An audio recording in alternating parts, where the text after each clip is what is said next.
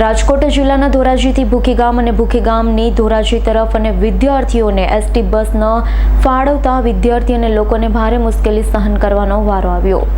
રાજકોટ જિલ્લાના ધોરાજીથી ભૂખી ગામ અને ભૂખી ગામથી ધોરાજી તરફ જવા માટે એસટી વિભાગ દ્વારા છેલ્લા 2.5 દાયકાથી એક પણ બસ નહીં આવતા અસંખ્ય વિદ્યાર્થી અને સ્થાનિક લોકોની મુશ્કેલીઓ સહન કરવામાં વારો આવ્યો છે। ગુજરાત રાજ્ય સરકારના દાવાઓ પોકાળ સાબિત થયા હોય તેમ ગુજરાત રાજ્ય સરકારની અવનવી યોજનાઓ અમલીકરણની વાતો થઈ રહી છે। એસટી વિભાગની યોજનાઓ ભૂખી ગામ માટે પોકાળ જોવા મળી। છેલ્લા 2.5 દાયકા એટલે કે 25 વર્ષથી ભૂખી ગામને એક પણ બસ ફાળવાઈ નથી, જેને લઈ અસંખ્ય વિદ્યાર્થી અને ભૂખી ગામથી અન્ય ગામ જવા માટે એક પણ એસટી બસ વિભાગ દ્વારા ફાળવાઈ નથી, જેના કારણે વિદ્યાર્થીઓને પ્રાઇવેટ વાહનનો સહારો લેવો પડી રહ્યો છે। એસટી બસ ન આવતા વિદ્યાર્થીઓને પ્રાઇવેટ વાહનમાં વધારે રકમ ખર્ચ કરી અને કાં તો જીવના જોખમે મુસાફરી કરવી પડી રહી છે। મુશ્કેલીઓ સહન વેઠવાનો વારો આવી રહ્યો છે। આ બાબતે એસટી વિભાગને અનેક વખત રજૂઆત કરી, પણ એસટી વિભાગ ટીમ કુંભકર્ણની નિંદ્રામાં સૂતું હોય તેવું લાગી રહ્યું છે। સૌરાષ્ટ્રને એકમાત્ર ગામ ધોરાજી તાલુકાનું એકમાત્ર ગામ છે ભૂખી ગામ, જ્યાં છેલ્લા 25 વર્ષથી એક પણ એસટી બસ આવી નથી। ડેપો મેનેજર પુરીબેન ડાંગરે જણાવ્યું છે કે હું 2 વર્ષથી ધોરાજીમાં ડ્યુટી કરી રહી છું, પણ આજ દિન સુધી કોઈ રજૂઆત અમારા સુધી લેખિત કે મૌખિક રજૂઆત આવી નથી। ભૂખી ગામમાંથી કોઈ બસની માંગણી પણ કરવામાં આવી નથી। હવે જોવાનું એ રહ્યું છે કે ધોરાજી એસટી વિભાગ ક્યારે ભૂખી ગામના વિદ્યાર્થી અને ગ્રામજનોની બસની માંગણી ક્યારે સંતોષ કરવામાં આવે। મારું નામ રાવરાણી કિશોરભાઈ મનસુખભાઈ। શું તકલીફ પડે વિદ્યાર્થીઓને? કેટલા સમયથી બસ બંધ છે? કિશોરભાઈ હો મારું નામ।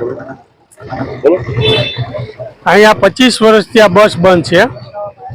વિદ્યાર્થીને અવર જવર માટે સિનિયર સિટીઝન તથા વડીલોના ટાઈમે જવા માટેની તકલીફ પડે છે। વારંવાર રજૂઆત કરવા હોવા છતાં એસટી ડેપોવાળા બસ ચાલુ કરતા નથી।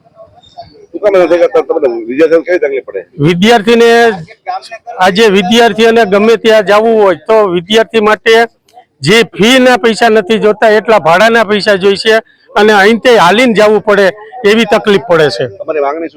અમારી માંગણી એટલી જ છે કે અમને વહેલી તકે વિદ્યાર્થીઓ માટે બસને જોગવાઈ કરે। કેટલાક વિદ્યાર્થીઓ જતા હશે ધોરાજી? આશરે 200 થી 250 વિદ્યાર્થીઓ જાય છે, નાના મોટા। કેવી તકલીફ પડે છે? એ લોકોને એક નાનું એવું વાહન હોય તો એમાં 20-25 જણા બેસીને જાય એવી બધી તકલીફ પડે છે। અમારી માંગણી શું છે? અમારી માંગણી એટલી જ છે કે એસટી ડેપો મેનેજર અમને બસ ફળવે।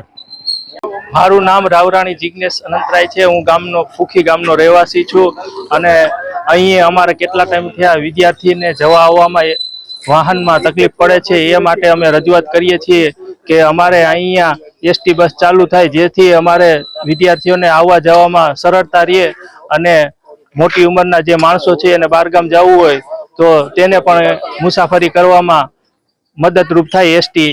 એ માટે અમે એસટી વાળાને રજૂઆત કરીએ છીએ કે અહીંયા વહેલી તકે એસટી બસ ચાલુ કરાવો।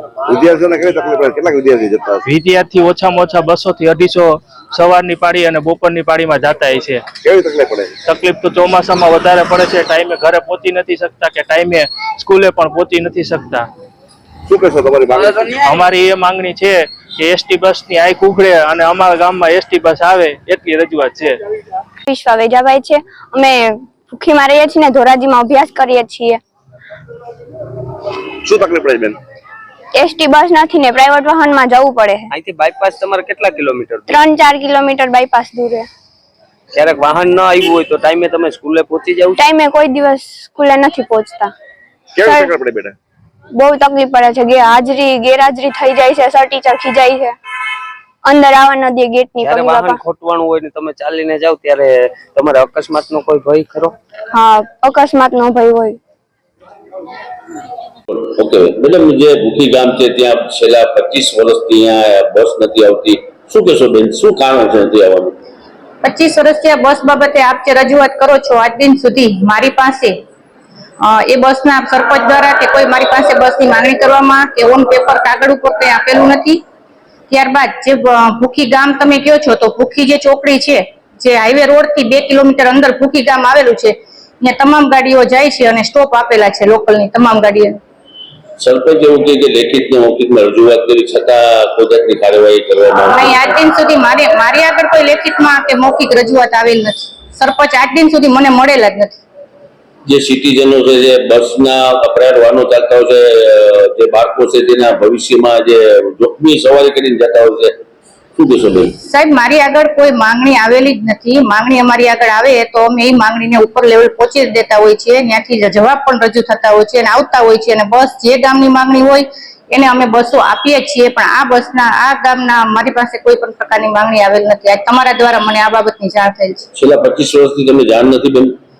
હું 2 વર્ષથી વાત કરું. 25 વર્ષથી હું ધોરાજીમાં ડેપો મેનેજર તરીકે ફરજ બજાવતી નથી. હું 2 વર્ષથી બજાવું છું. 2 વર્ષથી મારી આગળ કોઈ આવેલ નથી રજૂઆત. સરપંચ એવું કહ્યા છે કે લેખિતમાં રજૂઆત કરી છે, શું કહેશો તમે? સાહેબ, ઓન કાગળ રજૂઆત હોય તો હું તમારે આવી રીતના મીડિયા સામે ખોટું બોલવાનો પ્રશ્ન જ ના આવે. મારી આગળ કોઈ રજૂઆત ઓન પેપર આવેલ નથી સરપંચ. હાલ તમને જાણ થઈ છે તો શું આગળ શું પગલાં લેવામાં આવશે? હવે અમે સરપંચને મળીશું. સરપંચની રજૂઆત લેખિતમાં લેશું અને ઉપર લેવલ સુધી પહોંચાડશું. નામ ને વિગત. હા, અમીબેન. બેન, કેટલા વર્ષોથી બસની તકલીફ છે? 25-30 વર્ષ થઈ ગયા. અમારી નાના બાળકોને કોઈને મેં ભણવા મોકલવા હોય તો બિચારાનું ટાઈમ સુકી જાય છે. કોઈ એની વ્યવસ્થા નથી કરતા. બીજા નંબરમાં અમારા માણસોને જવું હોય ને તો એ બહુ તબલ છે. ટાઈમે અમને કોઈ સાધન મળે નહીં. તો અહીંયા 3 ટાઈમ બસ મૂકવાનો ઓર્ડર કરો. બપોરે, સાંજે અને સવારે 3 ટાઈમ અહીંયા બસ આવવી જોઈએ ભૂખીમાં. કેટલા કિલોમીટર દૂર જવું પડે? 500 કિલોમીટર છે ધોરાજી જવું હોય તો. હવે શું માંગણી તમારી? અમારી બસની માંગણી છે. તો આ માંગણી પૂરી નહીં કરવામાં આવે તો અમે તો જાવું ગાંધીનગર, અરજી કરશું કે સાહેબ હું અહીં મારા નથી, અહીં મતદાન જોતો હોય તો બધા આવો છો. તો આજકાલ એવું કરવું છે, મતે કોઈને દેવો નથી. તારું નામ? મારું નામ કોડિયાતર જીનલ કરશનભાઈ છે. અમે પટેલ સ્કૂલમાં અભ્યાસ કરીએ છીએ. અમારા ગામમાં એસટી બસ આવે એવી અમારી માંગ છે. કેટલા વિદ્યાર્થીઓ ધોરાજી દુઃખી જતા છે? 200-300 વિદ્યાર્થી. કેવી તકલીફ પડે છે? ક્યારેક વધારે વાહનમાં ભરી દે, ક્યારેક મોડો ઈકો. અકસ્માતનો કેવો ભય સતાવે? અમારે જયારે સ્કૂલ વાહન ખોટાઈ જાય ત્યારે અમારે ભૂખી ચોકડીએથી. અલ્પેશ ત્રિવેદીનો રિપોર્ટ, S9 ન્યૂઝ, ધોરાજી. અમારી તમામ માહિતીથી અપડેટ રહેવા માટે જોડાયેલા રહો S9 ન્યૂઝ સાથે.